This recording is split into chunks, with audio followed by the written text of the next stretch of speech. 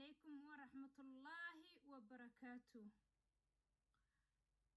اللهم صل على سيدنا محمد وعلى آله وصحبه كما صليت على إبراهيم إنك الحميد المجيد. بسم الله. أما بعد ولا لهيك قاليك أو إذن سلامي مالكستو أدون كدع الذي ساعد كغنوشيهين وولاشين أدقونو إذن له مرلبات إمر السدحات بو السلام عليكم ورحمة الله وبركاته. walaalyaal maanta waxaan rabaa mawduucaygu wuxuu ku saabsan yahay waxa weeyaan banaanbaxan ka arkay gobolka Gado oo ay ka banaanbaxayeen shacabka ku nool oo culumo iyo caamaba leh ciroole iyo caruurba leh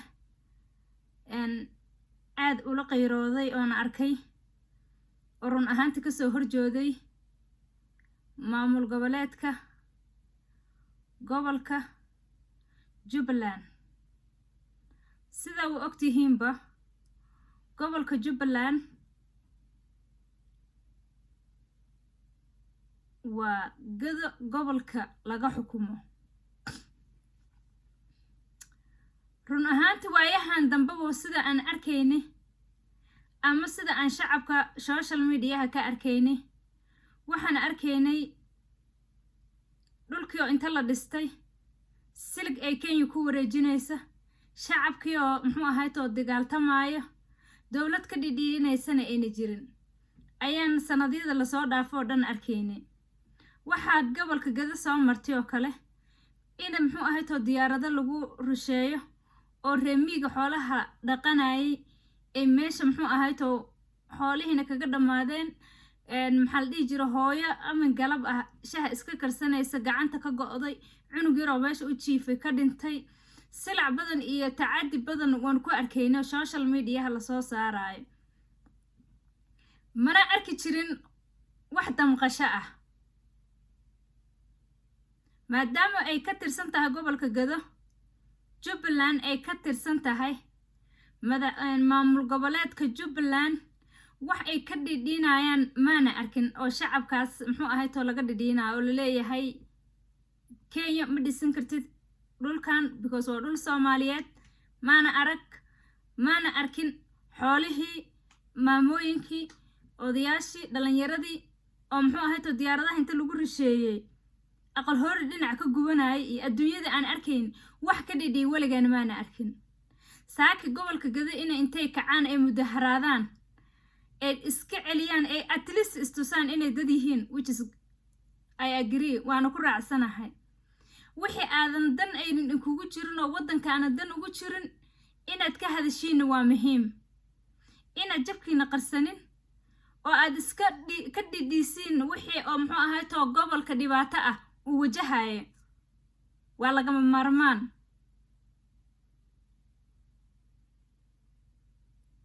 aad baan ugu faraxsanahay inkiigana mahad celinayaa odayaasha oo ciroole iyo caamaba leh dumarka sharaftii qiimaha hugun oo aan ka arkayay iyo dhalinyaradii banaanbixaysay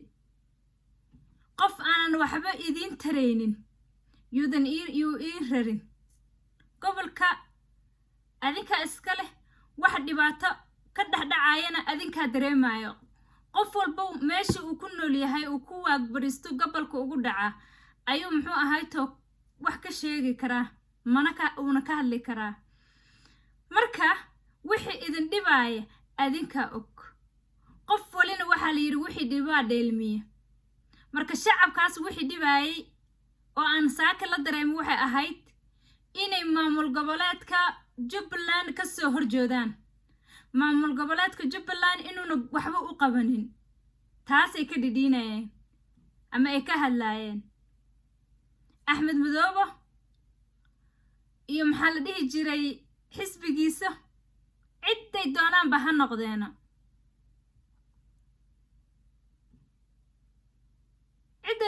ha noqdeena waa cid walbay leeyihiin waxay leeyihiin mareexaan waxay leeyihiin ogaadeen cid walbay leeyihiin waxa dadka shisheeyaha u daba dhaqay cid walbay leeyihiin bir adag ha liskiiga qabto ha iskana celiye don inter ku dhahaa gobolka naga ma soo intergarayn kartiin wax walba oo Soomaalinimada lid ku ah waa ina iska celisiin sababtoo ay tahay Soomaalinimadu waa wax loo dhinto dhiiggan jirka naga ku talaalan waa wax loo dhinto ciidda waa wax loo dhinto diinta waa wax loo dhinto ma fahanteen run ahaanta aniga meesha ma joogo but I feel sorry yani dad dhibaatadana aragti iyo COVID-19 harjidkiisa ku jiro oo hadii sii banaan baxaayo oo maas u xiran ayna jirin qalab ay heestaan ayna jirin oo muxuu ahay to gaajo soo wajahaysa oo wax ugu jaxay jirin oo maamul goboleedka lagu haleynayeen waxa soo tacadi ka sheeganayaan ama aan ka arkayno social media-ha warnimiyo cidna iinma maqna ceelna iinma qodno cidiyaha inaa ku dagaaltantiina linka rabaa wadankiina intaas in la eg una goob wadan kale idinka qaadanin lama huraan baa liiri waa cooska jiilaalka waxaana na hurayna waa ciida Soomaaliya waxaana na huraynin waa dhalashada Soomaaliya waxaana na huraynin waa dhiiga isla wada dhalanay Soomaali meel ma kala jirta deegaan baan kala deganahay kan baan kala deganahay bay leeyihiin laakiin Soomaali waa Soomaali inta amal oo muxuu ahay to Soomaali leedahay inay Kenya qaadato uma ogolin diyaarna uma nihin qof allaala qofkaad u aragteen inuu muxuu ahay to wadamo shisheeye uu daba dhaqay ama wadamo shisheeye uu daba socdo oo aragtina hankool iskiga qabto aliska celiye ra'yiga iyo aqliga ku hadlayseen oo iskiga celinaysiina waa idinkuga hambalyeynaya waan inkiga mahad celinaya ilaahay go'na subhanahu wa ta'ala barbar allah idinka mariyo COVID-19 kana arkidadan wada maas xirnano mudaharaadayaan u joodi aad baan uga xumaaday waana wax laga xumaado marka waxaan leeyahay inta samaha jecel ee wadanka Soomaali dhiigooda u qubaysa wadanka Soomaali dhiigooda u qubaysa waxaan leeyahay hore u socdo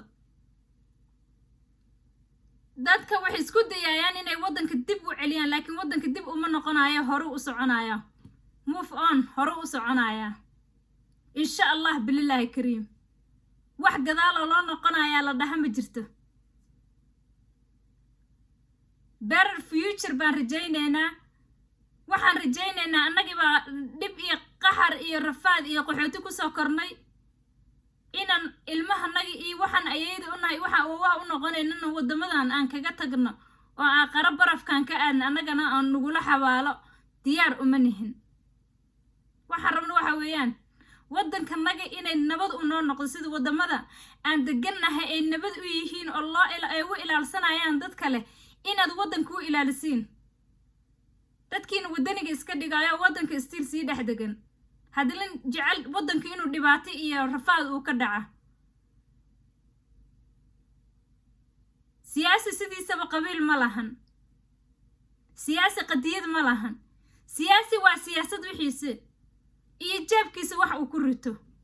mid la dhashay buu waxba u faa'iideynaynin in adeer buu waxba u faa'iideynaynin siyaasi waa siyaasi dantiisa danihiisu yaqaana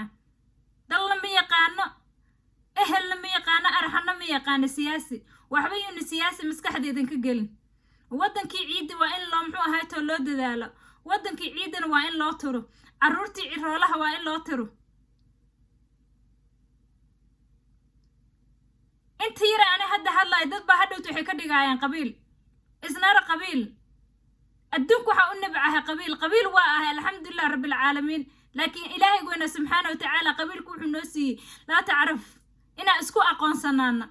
laakiin ina isku dilna ama isku dhibaatayna ilaahay nooguma tirigelin noomana siinin alxamdulillah rabbil caalamiin ilaahay markuu qabiilka na siinay wax uu oga dal leeyahay ina isku aqoonno iskuga arxana bay ahayd inaan isku dilna ama isku dhibaatayna ilaahay nooma siinin dadka qabiilka wax xun bay ka fahmeen laakiin wadanka ha loo turo siyaasiyiinta wadanka u talinaysa ama maamul goboleed ha noqdo ama mid ku xiga ha noqdo ama mid ku sii xiga ha noqdo ama xildhibaan ha noqdo ama madaxweyne ha noqdo ciddu doonaba ha noqdo waddanka waa in loo turo carruurta laftirkooda 8 iyo 5 iyo 10 wixii ka sarreeya wax way garanayaan macalla 10 jirka wax garanaya waa inay u turaan waddanka waa inayna dadka la halaagin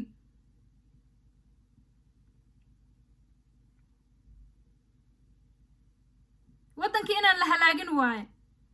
cunuga markuu 7 sano 10 sano soo gaaro wuxuu ka hadlayaa pollutionka wixii dhacaya bacaha haddii la tuuro pollution ay keenayaan geedaha haddii la guro air ma imaanayo wax walba ilmaha ay garanayaan ilmaha laftirkooda wixii 10 sano ka weyn aqli way qabaan waxna way garanayaan waddanka waa in loo turo waa in waddanka la daryeelo siyaasi oo qabyaalad iyo qadiyad iyo idab darro wax ku kaxsanay anagana ma xukumo waddanka nagana ma matalo wax allaala qofku aqligaas iyo mentalitygaas ku dhaqmaayeen waa ina bir liskiga qabto liskana celiye wax allaala wixii aad aragtiin inay gobolka uu lid ku yahay aad aragtiin yaan loogu tirin waa ree hebel bir ha layskiga qabta hana layska celiye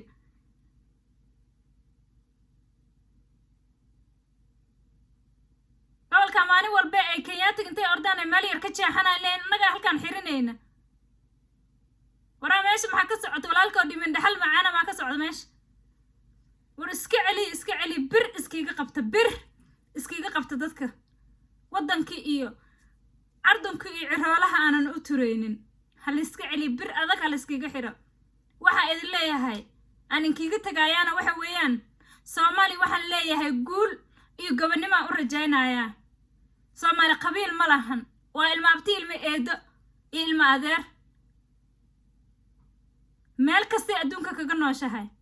waxaa idin leeyahay qofku waddanka lid ku ah ama waddanka dhibaataynaya bir ha layskiga qabta gobol kasta ay ahaata bir ha layskiga qabto qofkaas